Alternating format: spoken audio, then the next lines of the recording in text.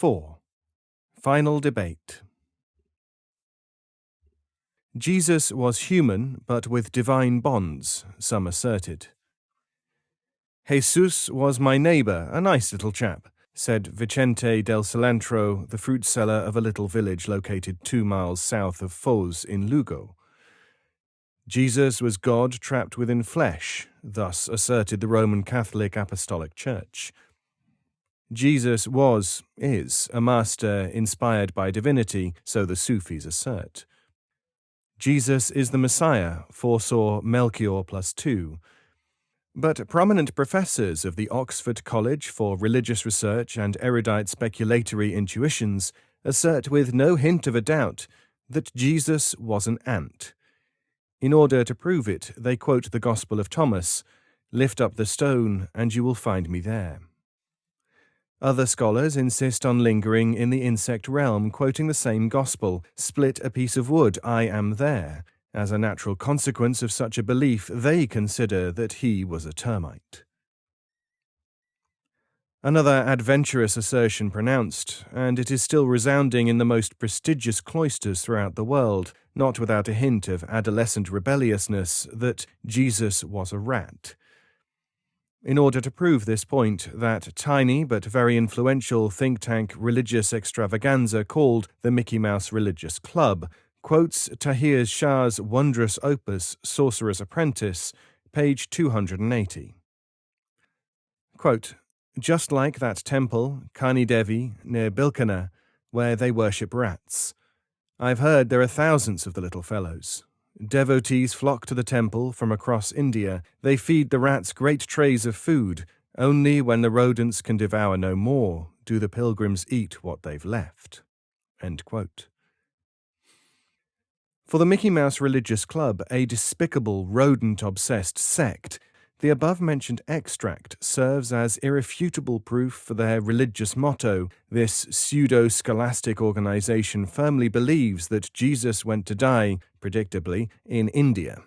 They are fervent readers, though at this point we should better say reciters, of 2 particular books, Christ in Kashmir by Aziz Kashmiri, and Jesus Lived in India by Holger Kirsten, works that support their unique vision of the Nazarene visiting this part of Gondwana's soil.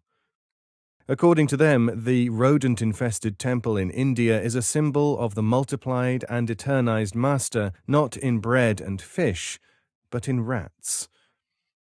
Note, some apocryphal versions suggest that Walter Disney was the founder and benefactor of this extravagant sect. If we made room to allow such shocking information, his cartoonish creation would project a different shadow over the entertainment industry. Not only did he give voice to the first version of the animated rodent, but this character eventually became his #1 hit, in addition to playing a vital role in the development of his own frozen empire of today. The trays of food serve as a symbolic Last Supper, and we humans are only worthy of the remains as perpetual sinners. Their basic theology also includes a disgusting set of practices, such as reprehensible orgies, horrid rites performed by all the male parishioners, which is to say the entirety of the congregation because they deem women to be lesser beings, where men disguised as cats are sodomized by members of the sect, who predictably dress up and act like rodents. After the unwelcome posterior visit comes to an end, or dies if you fancy Shakespeare, all the parishioners feast on cheese until the first morning bird announces the waking sun. As a consequence of simple logical formulae, the cat is seen as the cause of all evil. Any feline representation is but a countenance of the multifaceted devilish figure that dwells in the bottom of hell, which in this case consists not of fire, but of boiling oceanic waters swarming with an eternal overpopulation of tuna fish. Any cartoon with a cat in a lead role is of course forbidden, as well as other references to felines throughout the history of art, all products and creations that are not to be enjoyed by the parishioners under any circumstances whatsoever.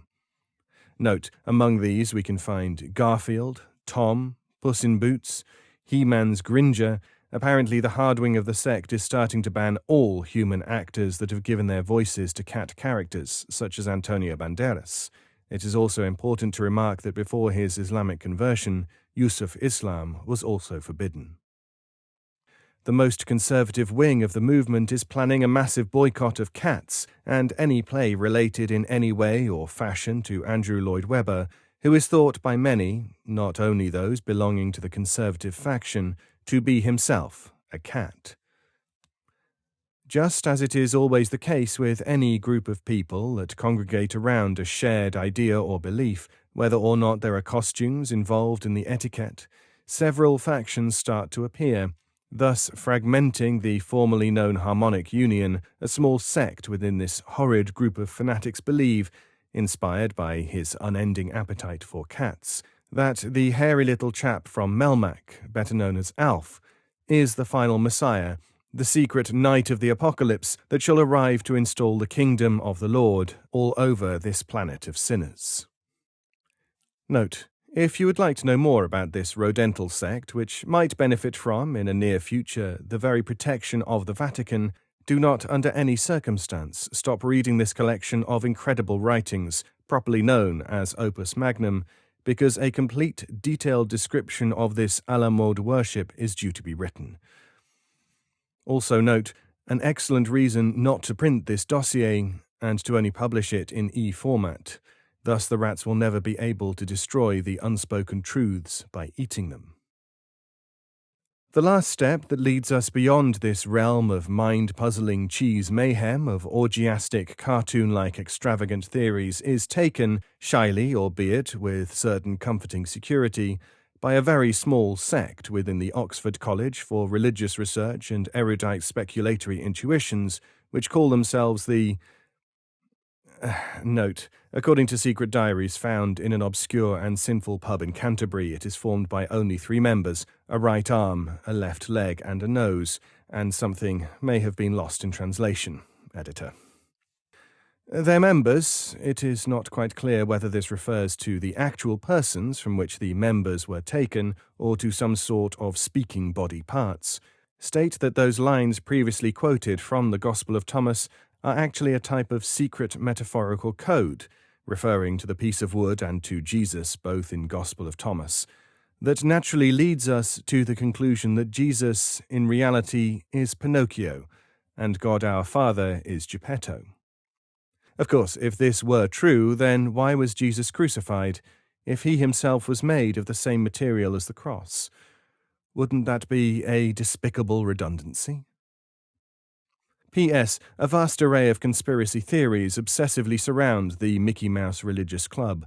We choose at random one that suggests such sect might be lobbying in favor of using cats in lab tests rather than mice.